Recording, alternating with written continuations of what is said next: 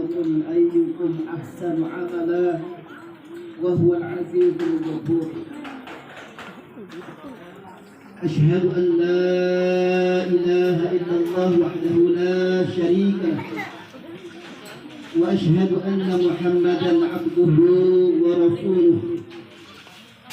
اللهم صل وسلم وبارك على سيدنا محمد وعلى آله وأصحابه ومن تبعهم بإحسان إلى يوم القيامة. قال تعالى في القرآن العظيم بعد أعوذ بالله من الشيطان الرجيم بسم الله الرحمن الرحيم كل نفس ذائقة الموت. وقال النبي صلى الله عليه وسلم في الحديث إذا مات ابن آدم انقطع عمله إلا من ثلاث صدقة جارية أو علم ينتفع به أو ولد صالح يدعو له. صدق الله العظيم وصدق رسول الكريم ونحن على ذلك من الشاهدين. Bapak-bapak, ibu-ibu, hadirin jamaah takziah yang sama-sama mengharap rahmat dan ridha Allah Subhanahu wa taala. Alhamdulillah wa syukurillah ala bi ni'matil iman wal Islam. Kita banyak-banyak bersyukur kepada Allah Subhanahu wa taala. Kita banyak-banyak bertaubat kepada Allah Subhanahu wa taala. Kita banyak-banyak beristighfar kepada Allah Subhanahu wa taala. Karena dengan hal ini merupakan salah satu wujud bukti kecintaan kita, kesyukuran kita kepada Allah Subhanahu wa taala. Sehingga pantas Allah Subhanahu wa taala berfirman dalam Al-Qur'an, la in syakartum la azidannakum wa la in kafartum inna azabi lasyadid. Jikalau hamba-Ku ini bersyukur, baik dia laki-laki maupun perempuan, maka nikmatnya akan ditambah. Akan tetapi sebaliknya, wala in kafartum, apabila hamba-Ku ini baik laki-laki maupun perempuan kufur, tidak mau bersyukur, tidak mau berterima kasih kepada Allah Subhanahu wa taala, maka janji Allah, inna azabi lasyadid, sungguh azabku amat sangat pedih. Bapak-bapak, ibu-ibu, hadirin jamaah takziah yang sama-sama dimuliakan oleh Allah Subhanahu wa taala. Kedua kalinya tidak lupa juga kita haturkan sholawat ke atas junjungan Nabi besar kita Muhammad sallallahu alaihi wasallam, yang mana beliau telah mengorbankan segala-galanya. Beliau telah mampu merombak alam kegelapan menuju alam yang terang benderang, yakni ad-dinul Islam. Bapak-bapak, ibu-ibu, hadirin jamaah takziah yang dimuliakan oleh Allah Subhanahu wa taala, sesungguhnya kita ini berasal dari Allah Subhanahu wa taala dan pasti akan kembali kepada Allah Subhanahu wa taala. Sesungguhnya kita diciptakan oleh Allah Subhanahu wa taala lahir ke atas permukaan bumi ini tidak lain dan tidak bukan melainkan untuk menyembah, beribadah kepada Allah Subhanahu wa taala. Sebagaimana firman-Nya, "Wa ma khalaqul jinna wal insa illa liya'budun."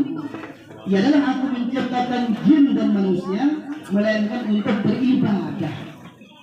Salah satu alhamdulillah kita dimudahkan oleh Allah Subhanahu wa taala, dimudahkan langkah-langkah kaki Bapak Ibu untuk memenuhi undangan saudara muslim kita, yaitu datang bertakziah ke rumah almarhum Bapak Zainuddin. Jadi hadirin rahmati Allah Subhanahu wa taala, mati ini perkara hak, pasti dan pasti akan mendatangi kita semua.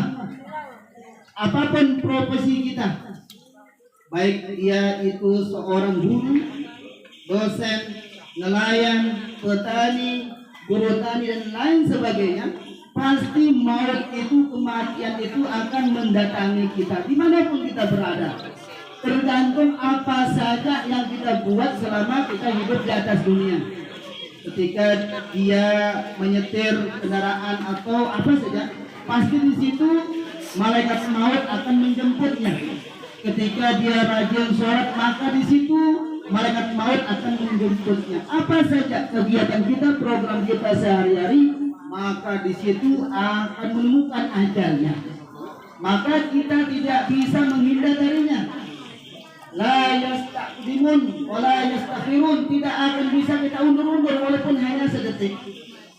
Kalau sudah tiba ajalnya, maka bapak-bapak, ibu-ibu, hadirin yang dirahmati oleh Allah Subhanahu wa taala, maka Rasulullah Muhammad Sallallahu Alaihi Wasallam mengingatkan kita di dalam hadisnya yang kurang lebih artinya,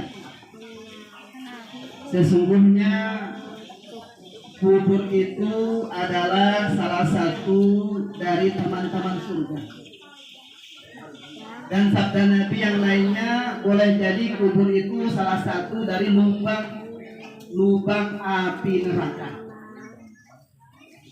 Maka Nabi lanjutkan sabda beliau, ketika jenazah dimakamkan di kuburnya, ketika masuk ke pemakaman, maka kubur berkata, bagi orang yang beriman dan taat kepada Allah Subhanahu wa taala, selamat datang wahai hamba Allah. Sesungguhnya, kata kuburan, kamulah yang sangat aku cintai, kamulah yang sangat aku senangi, kamulah yang saya damba-dambakan.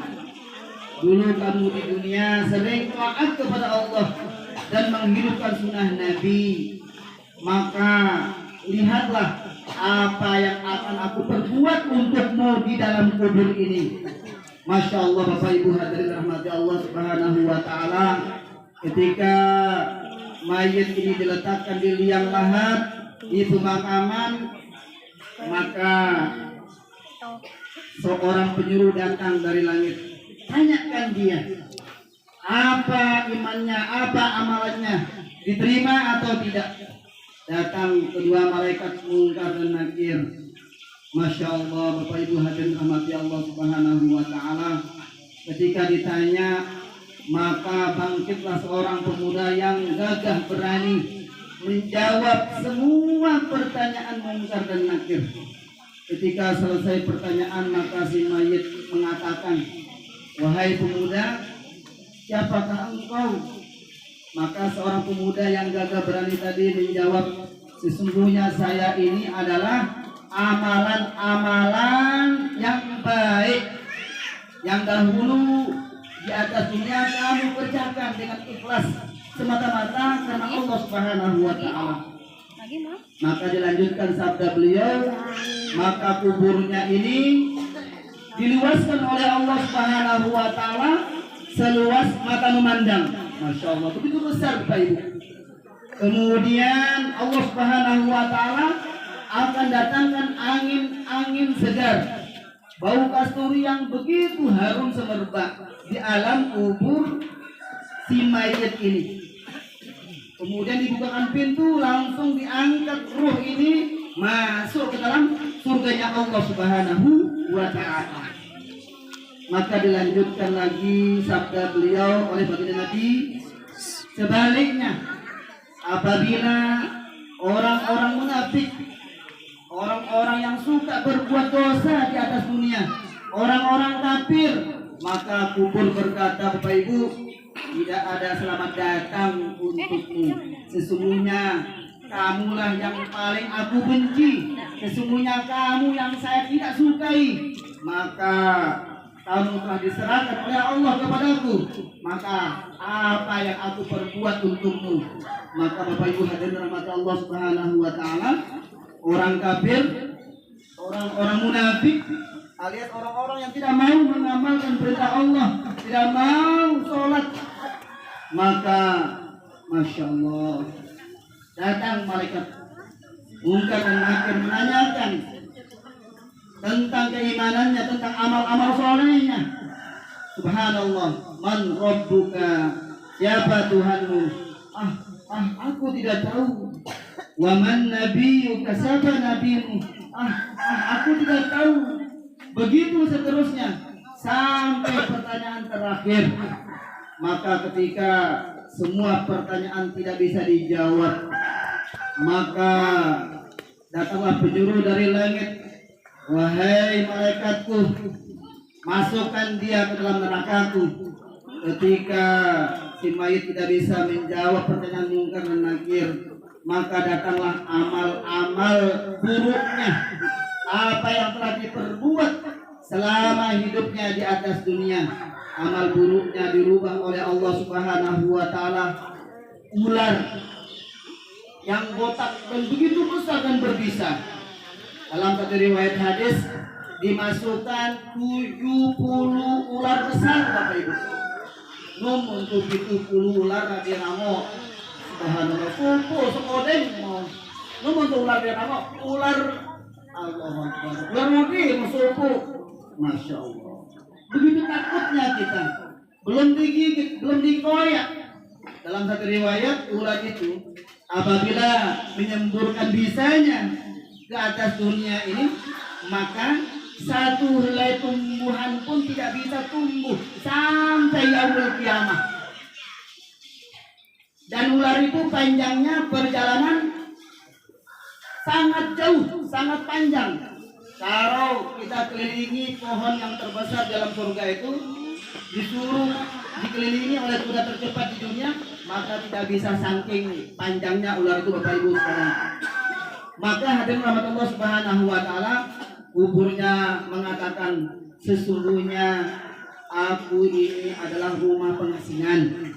Kuburnya mengatakan, sesungguhnya aku ini adalah rumah penyembelihan, rumah belatung, rumah dari tanah. Maka kuburnya akan menghimpitnya sehingga tulang-tulangnya saling bersilangan. Maka Nabi sabdakan, tangan kanan beliau dan tangan kiri beliau ini dimasukkan ke sela-sela ini sehingga bersilangan seperti ini, Bapak Ibu hadirin rahmat Allah Subhanahu wa taala. Menghimpitnya, kubur gelap, kubur sempit, kecil, panas. Maka hadirin rahmat Allah Subhanahu wa taala, ketika itu semua terjadi, ini akan terjadi berulang-ulang sampai hari kiamat. Maka dalam Al-Qur'anul Karim Allah Subhanahu wa taala berfirman, Rabbana absarna wa sami'na farji'na na'mal sholihan. Maka ahli kubur semua mengatakan, Bapak Ibu, ya Allah, ya Tuhan kaji, kamu kaji kita, kamu kaji menong, maka ngaruh semalik kaji laku bau dunia, na'mal sholihan, untuk beramal soleh. Maka yakinlah Bapak Ibu hadirin rahmati Allah Subhanahu wa taala, ini semua tidak mungkin terjadi ketika seorang mayit atau jenazah sudah dimakamkan, maka tidak mungkin akan kembali lagi ke atas dunia. Sebagaimana bayi sudah dilahirkan ke atas dunia, tidak mungkin usurujuk kembali lakutian mana.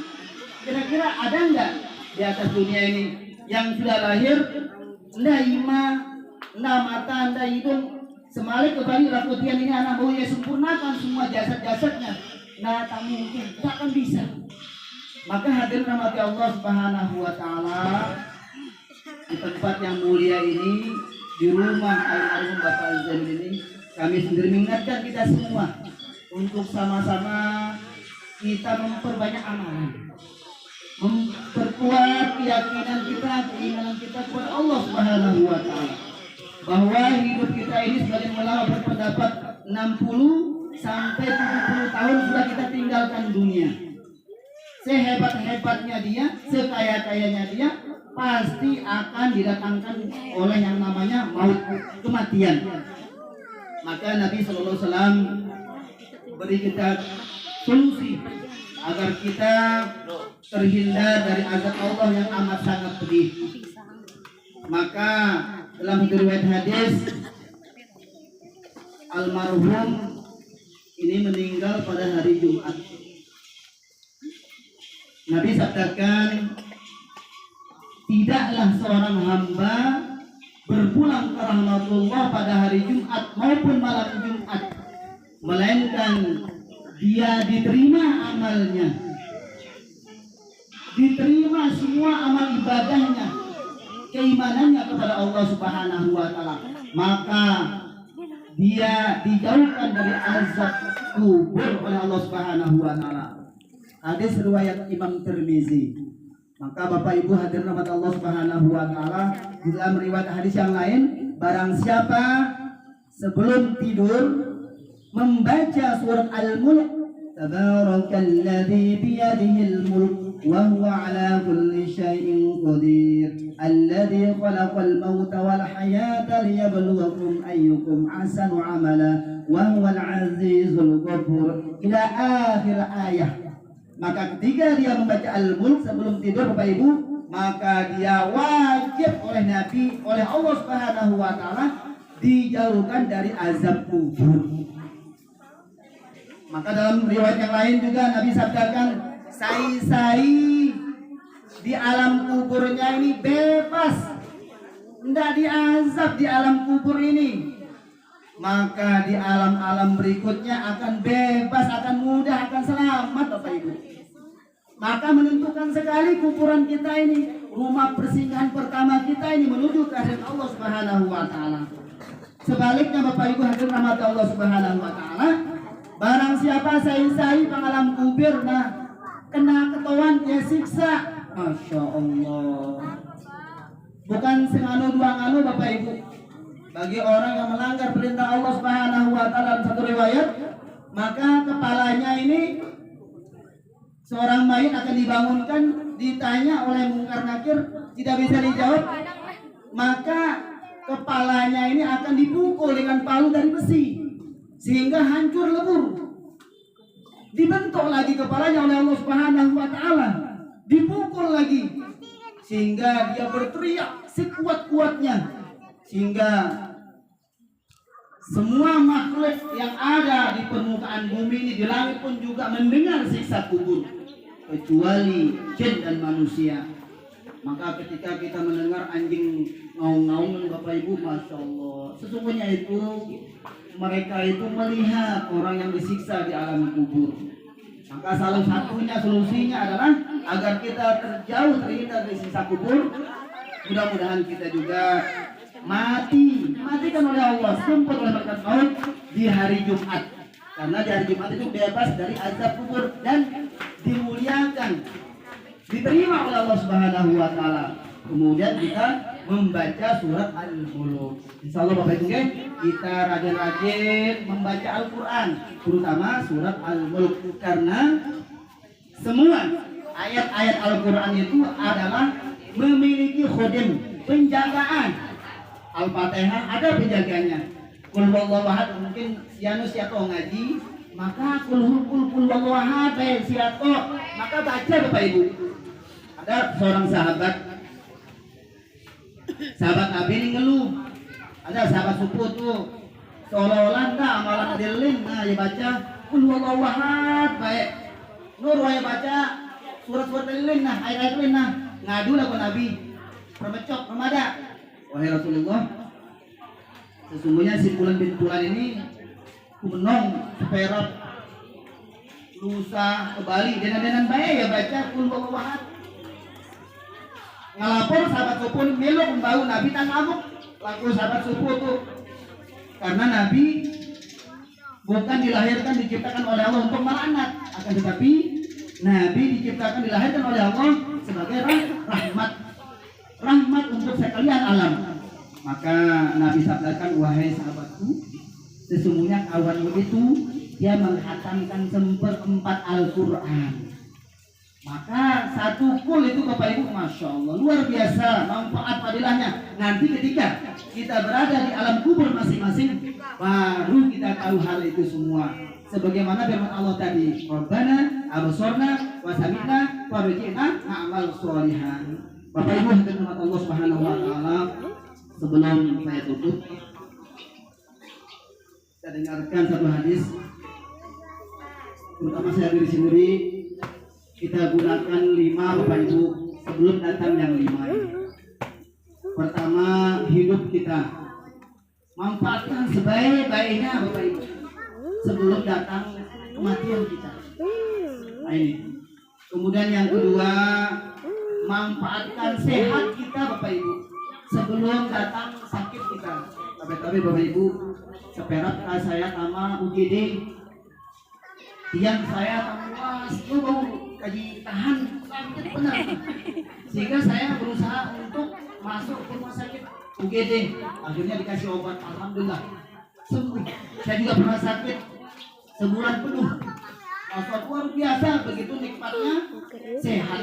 Maka manfaatkan kesehatan yang diberikan oleh Allah Subhanahu wa taala ini sebelum datang sakit Bapak Ibu hadirin Allah Subhanahu wa taala. Kemudian yang ketiga, gunakan masa muda kita. Ini anak-anak saya yang masih muda ini, manfaatkan untuk ke balong. Jangan manfaatkan untuk yang tidak bermanfaat, ya, terutama game online. Buka sholawat, buka bacaan Al-Quran, ya, nasidul islami, masa banyak di situ. Agar bernilai ibadah nanti. Itu nanti akan menolong kita di yaumil qiyamah. Itu yang ketiga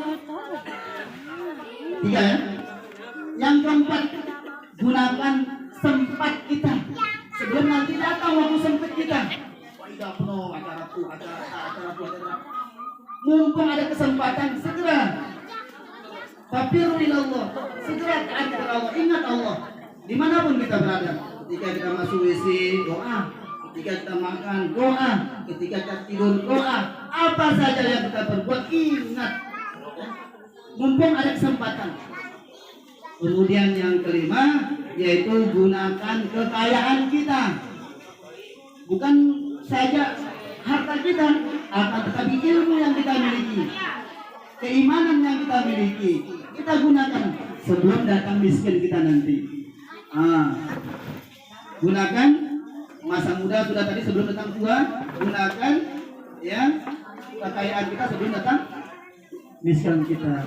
Bapak Ibu hadirin rahmat Allah Subhanahu wa taala, jadi untuk membantu amalan-amalan kita yang lain nanti di alam kubur, maka Nabi sabdakan semua amal manusia ini akan terputus kecuali 3 Bapak Ibu hadirin rahmat Allah Subhanahu wa taala.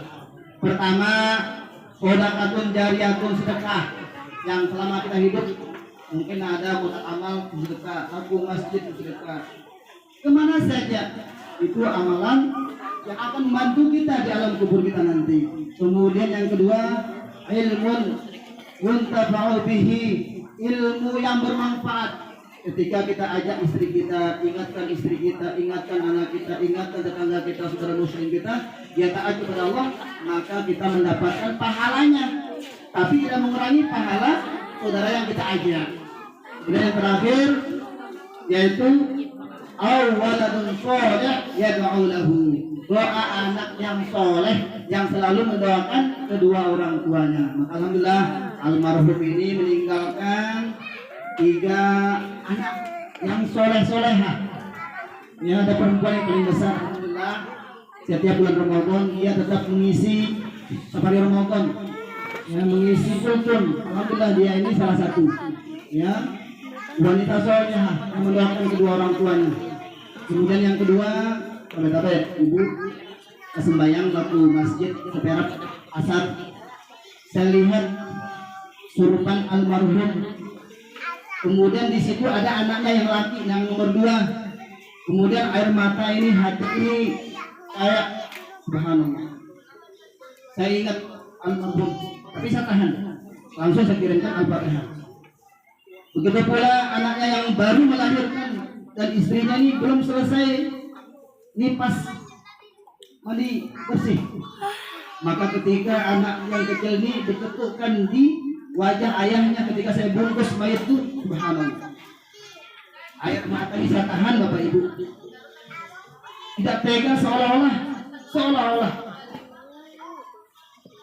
ingin sholat 2 rakaat agar ruhnya ini dikembalikan ke jasad almarhum Bapak Zainuddin.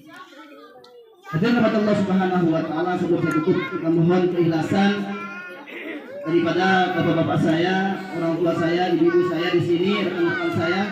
Kita kirimkan Al-Fatihah untuk almarhum Bapak Zainuddin. Semoga dengan keberkahan acara takziah ini, keberkahan tahlil zikir doa tadi yang pernah kita buat, semoga Allah Subhanahu wa taala menerima semua amal-amal kebaikan almarhum. Allah Subhanahu wa taala mengampuni semua dosa-dosa almarhum. Allah Subhanahu wa taala meluaskan kuburnya, diberikan penerang kesejukan. Allah jadikan kuburnya beliau salah satu dari taman-taman surga, dan Allah Subhanahu wa taala ridho kepada beliau. Al-hadhihinniyah lahul Fatihah.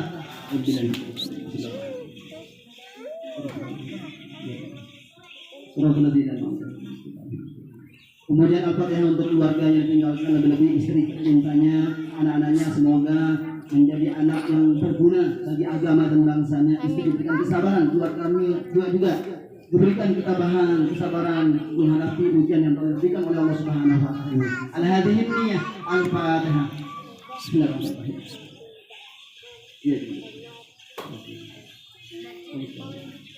Mungkin itu saja yang bisa kami musyawarahkan pada pagi hari ini. Semoga bermanfaat untuk diri saya, lebih-lebih untuk kita semua. Kalau ada kata-kata yang kurang berkenan, itu semata-mata kebodohan, kekurangan saya, tolong dibuang, jangan dibawa pulang. Kalau ada yang baik, tolong dibawa pulang, dijadikan oleh-oleh dan jadikan untuk referensi untuk kita hidup di atas dunia ini. Akhirul kalam, kita tutup dengan membaca doa di para majelis.